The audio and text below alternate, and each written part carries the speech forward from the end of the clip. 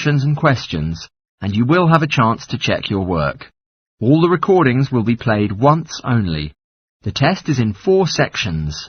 At the end of the test, you will be given 10 minutes to transfer your answers to an answer sheet. Now turn to Section 1. Section 1. You will hear a conversation between a clerk at the information desk of a transport agency and a man asking for travel information. First, you have some time to look at questions 1 to 5.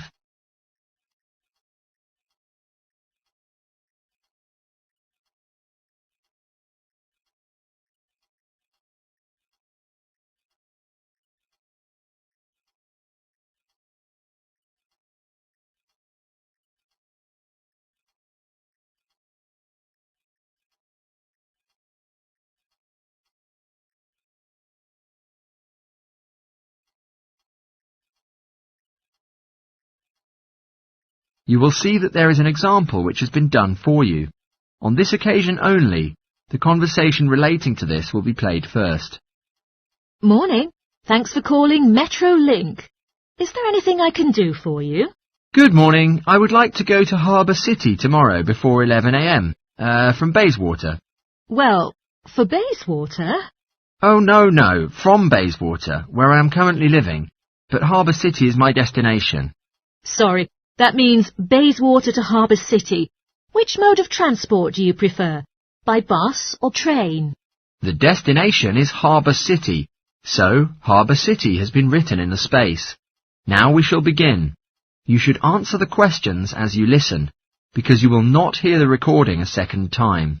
Listen carefully and answer questions 1 to 5. Morning. Thanks for calling Metro Link. Is there anything I can do for you? Good morning. I would like to go to Harbour City tomorrow before 11 a.m. From Bayswater. Well, for Bayswater? Oh, no, from Bayswater, where I am currently living. But Harbour City is my destination. Sorry, that means Bayswater to Harbour City. Which mode of transport do you prefer? By bus or train?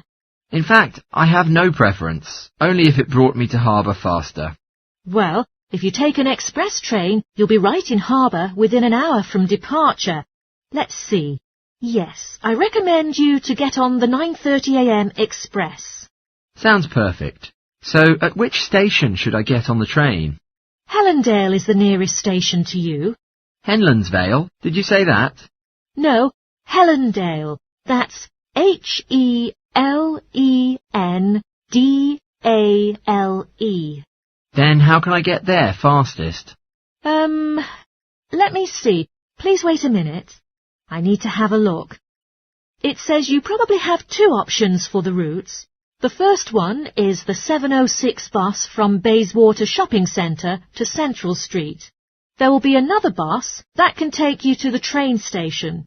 Or if you don't mind walking directly to Central Street, like a couple of kilometres, then you can take the bus there, bringing you to the train station. Sure, but which bus is that, the one in Central Street? The 7:02 will take... Oh, sorry, it's the 7:82 that will take you to the station. I believe walking will be fine, so option 2 might seem better to me. When should I arrive at Central Street to catch the bus? There are 2 buses that you can catch and get to the station on time. One just before 9 o'clock, one right after. Yet in the morning it might be better to take the earlier one, just in case of a traffic jam or something like that. I'd like to say the 8:55 one is more reassuring than the 9:05 one. Sure, I don't want to miss the train, so the 5 to 9 one will be better. Before you hear the rest of the conversation, you have some time to look at questions 6 to 10.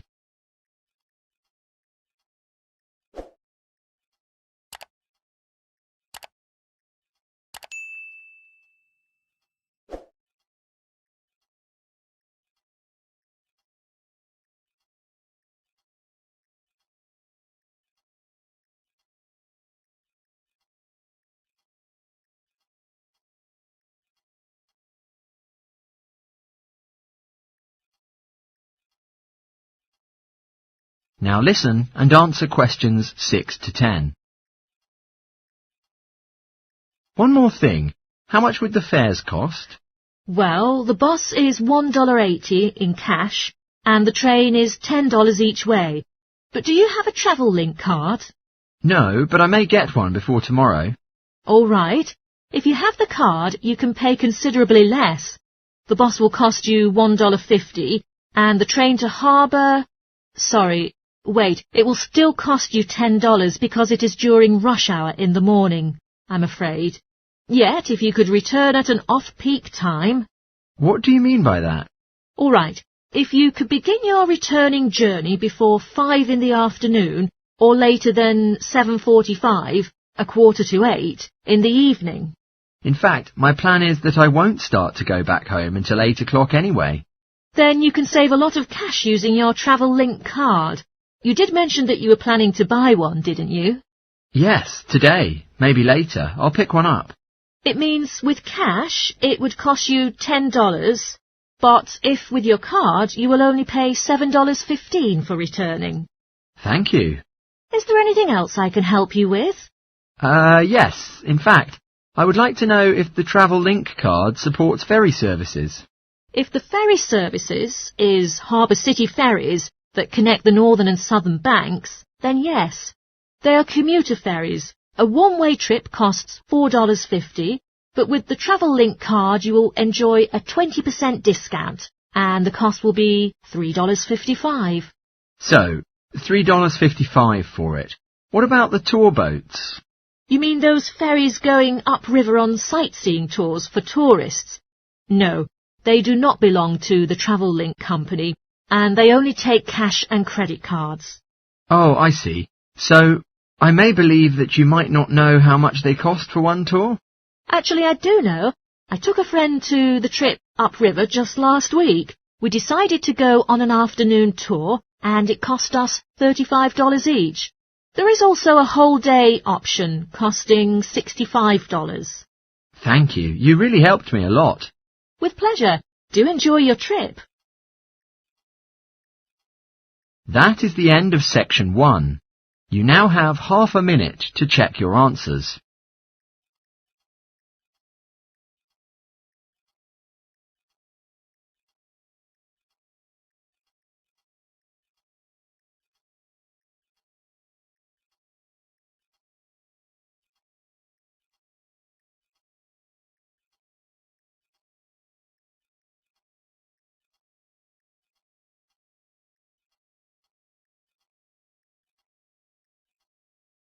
Now turn to section 2.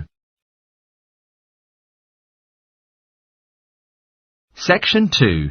You will hear a radio anchor on broadcast speaking to her audience about water conservation and some contributions they can make at home.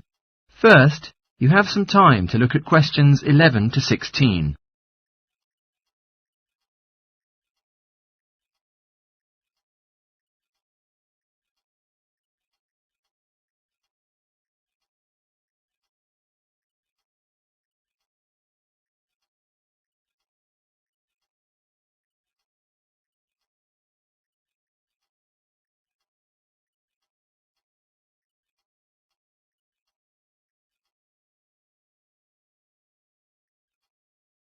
Now listen carefully and answer questions 11 to 16. Good morning, ladies and gentlemen. Thank you for returning to Action Radio.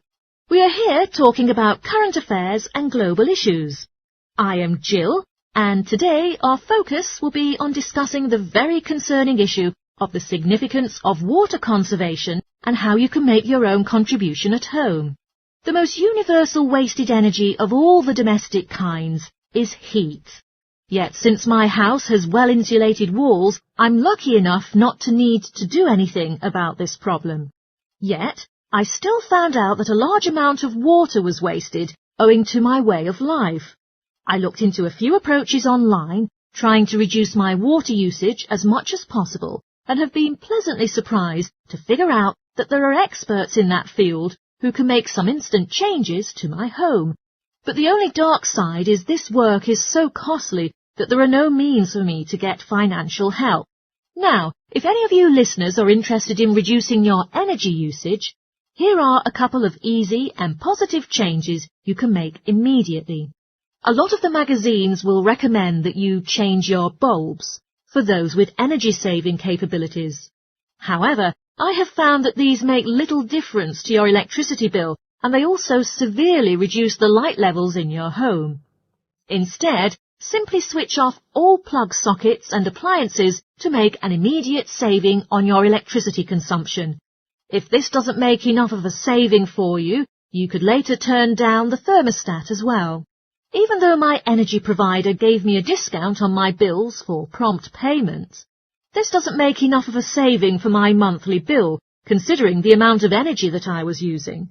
So, I felt like switching to another provider. Not only could I make a considerable monthly saving, but also get other perks from the new company. The bills can now be paid online, for instance, which was a thrill to me because it saves me from driving to the bank. If our contract endures more than 1 year, they will also provide me with a deduction for all the energy-saving appliances I am currently using. Now, many of you listeners will have an electricity meter at home, so I'm very sure that all of you will know the problems associated with them. These meters can occupy a lot of room in your home and can be very unsightly if you cannot tuck them away in a cupboard. Mine is very large and it measures both gas and electricity usage. But it is nicely hidden in the coat cupboard, and I'm lucky enough to escape from accessing it easily. But the cons about this is that whenever I need to take a meter reading, I'll have to use a torch because it is hidden in darkness, and without a flashlight, I can't read the numbers on the screen correctly. I recently extended my house with a new room that gives us a bathroom with a low-energy boiler, so I'm able to take long showers guilty-free. My walls are nice and thick and well insulated, but disappointingly, the window is a little drafty. Thus, I am about to make some investments by doing some upgrading. Given renewable energy, I initially thought about installing solar panels on the roof to heat the water rather than applying a new low-energy boiler, which was the price-friendly alternative. But I finally determined that the panels would make my house ugly on the exterior, in spite of their ease of technical use.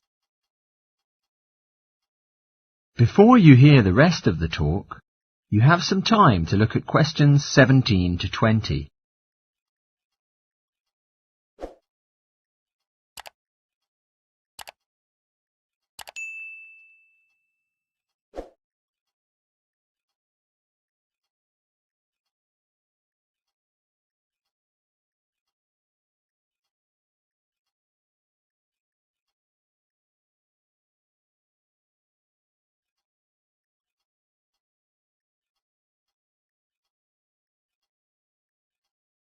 Now listen and answer questions 17 to 20.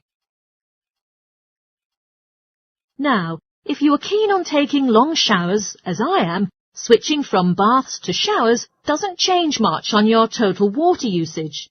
Instead, some small effective changes can be quite helpful and efficient. When making a cup of tea, for instance, before boiling water, measure out the amount that you need during the procedure. Also, when brushing teeth, use a cup of water instead of leaving the tap water running. I would recommend you not to fill up the washing machine before switching it on, because I found out that the clothes were not thoroughly cleaned. Also, call a plumber to fix your dripping taps. This will give rise to a great reduction of water being wasted. Before finishing today's show, I'd like to address 2 questions that we often get asked by listeners. We had some great feedback about our answer to last week's question on how to calculate the price involved in powering domestic appliances. So, let's see how we do this week. One of the most commonly asked questions this week was, which device is the lowest energy option for watching films? The simplest answer is that the smaller the screen, the lower the energy used. One of our listeners wrote in with a question that made me chuckle, and the answer is yes. Solar panels only work when the sun is out. Now, on a more serious note, a number of you wanted to know what the most efficient temperature is to set the thermostat to. The answer is that the closer you set it to room temperature, the lower the energy used. Before saying goodbye today, I'll give you one last tip. Turn off all the lights when you leave the room. That is the end of section 2. You now have half a minute to check your answers.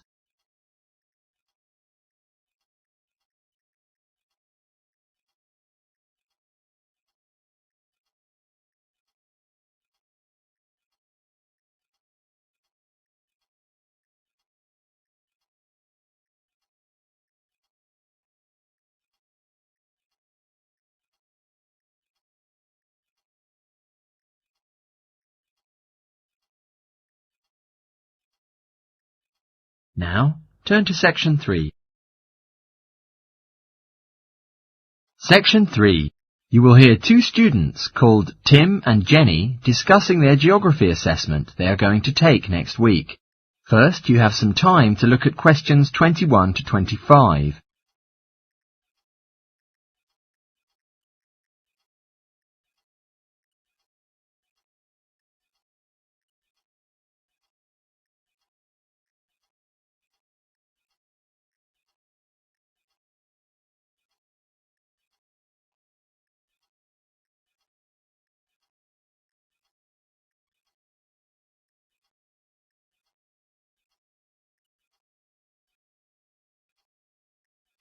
Now listen carefully and answer questions 21 to 25.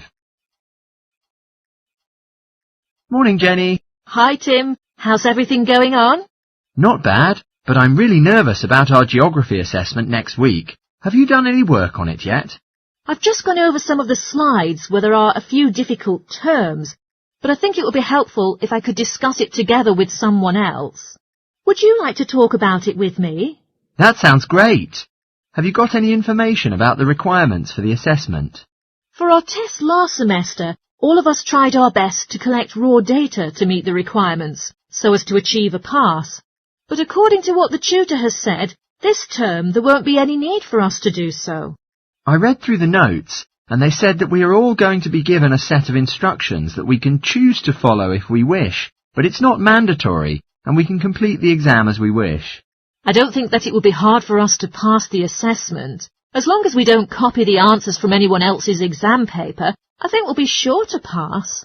Definitely, I agree. Shall we put on a slideshow presentation with the information on all kinds of volcanoes? I think it will really help us to revise the recognition. OK, great. First, let's look at Pompeii, which is regarded as the most famous one among all the volcanoes. Therefore, we might find it much easier to find a large amount of information about it on the net. I think we should exclude some of the pictures in the presentation, since many people were killed, and some of them can be quite disturbing. It is so lucky that there is going to be a double free break today, so we will have a bit of time to modify this together. Well, the next one to mention is Mount Fago. This is an ancient, mythical volcano, whose site is still ambiguous. In Mexico, as well as the USA, there are mountainous regions, both of which are rumoured to be the location of this volcano. It's not that reasonable to list two unrelated locations for one volcano, but since no one has been capable of figuring out which is the correct one, we have no choice. It's amazing that we cannot find any other example of a volcano in existence today that is haunted by so much mystery. Definitely yes. I suggest we better search online for some information about Mount Etna in Sicily, which is well known for the stunning panoramas that one can appreciate from its peak. According to Google, it's a relatively new volcano compared to the others in the nearby region. That's the reason why it has very few of the features found in older volcanoes. Oh, interesting. Might we present any information on Mount Hurton? Because I don't think that any of the other students have carried out much of a survey into it, even though it has several unique traits.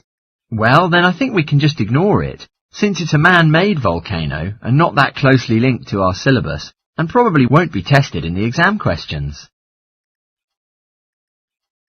Before you hear the rest of the talk, you have some time to look at questions 26 to 30.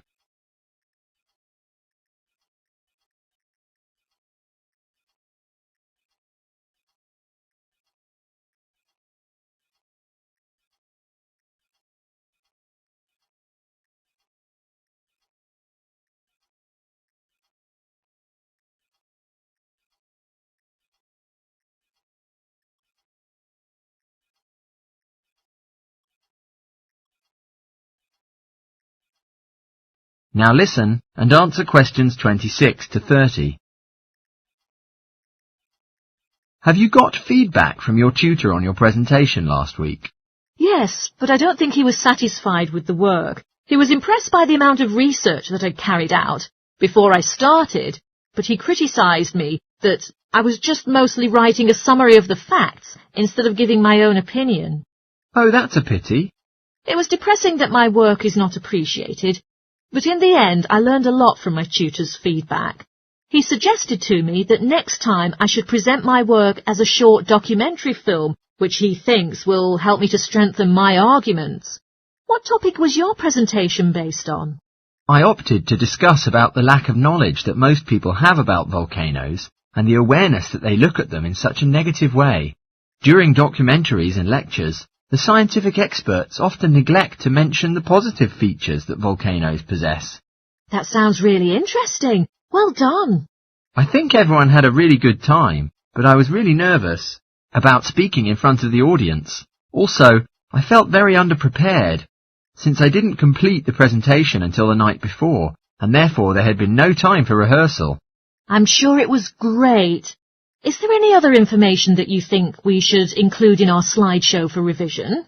Yes, I think it's important that we list all of the differences between active and extinct volcanoes, as there will definitely be a question on this topic. There are no documentaries on the subject, but there's a very informative website that discusses the geological structure of each volcano type. OK. Well, I'll continue collecting images, and you can carry on with the online research. That is the end of section 3. You now have half a minute to check your answers.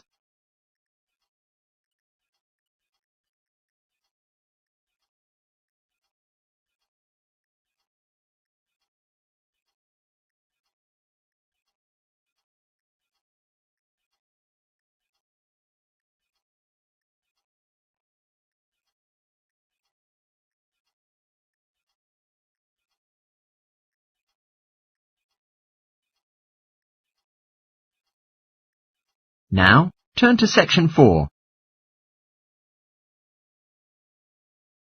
Section 4. You will hear part of a lecture in a zoology course talking about New Zealand birds and their protection. First, you have some time to look at questions 31 to 40.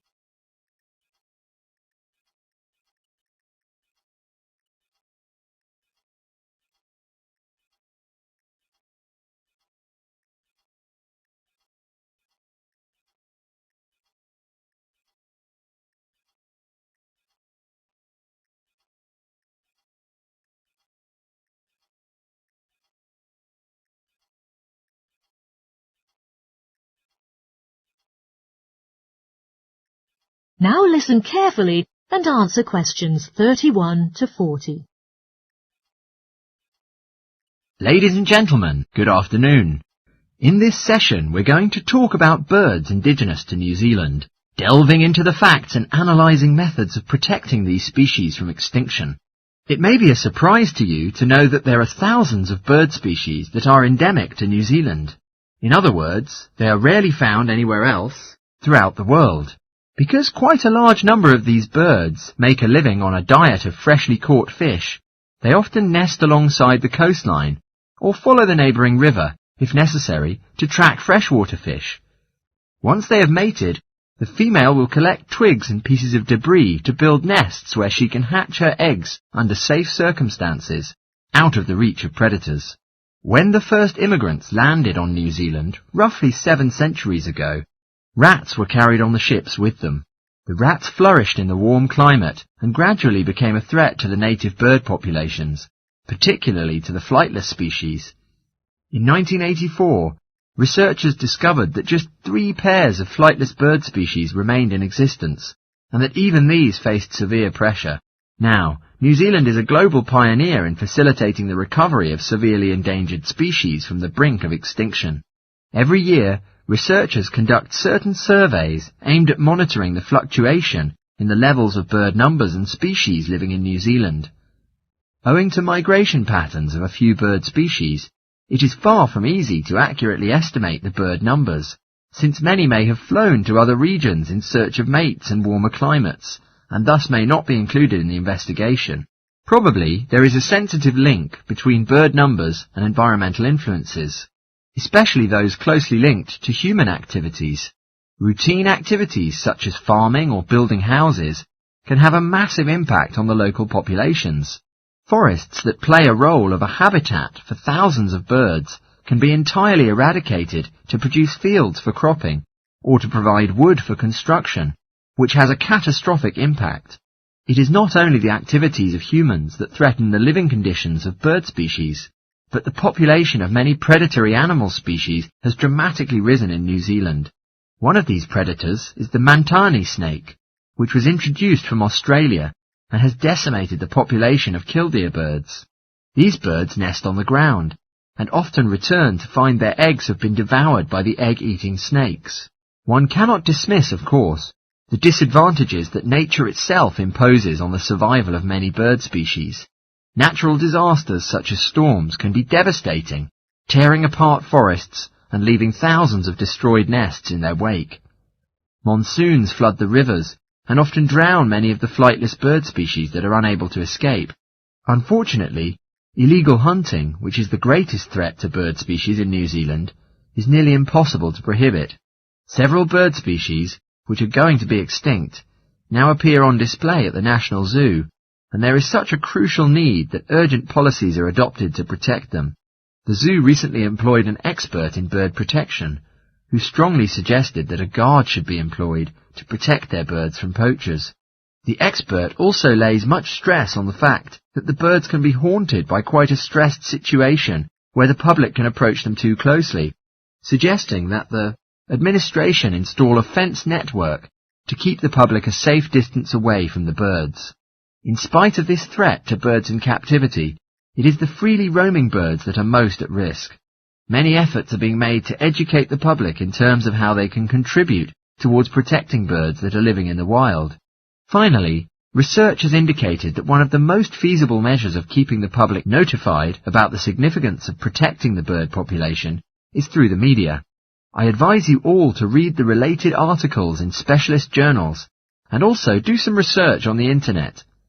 Everyone can make your own contribution if you put your mind to it. That is the end of section 4. You now have half a minute to check your answers.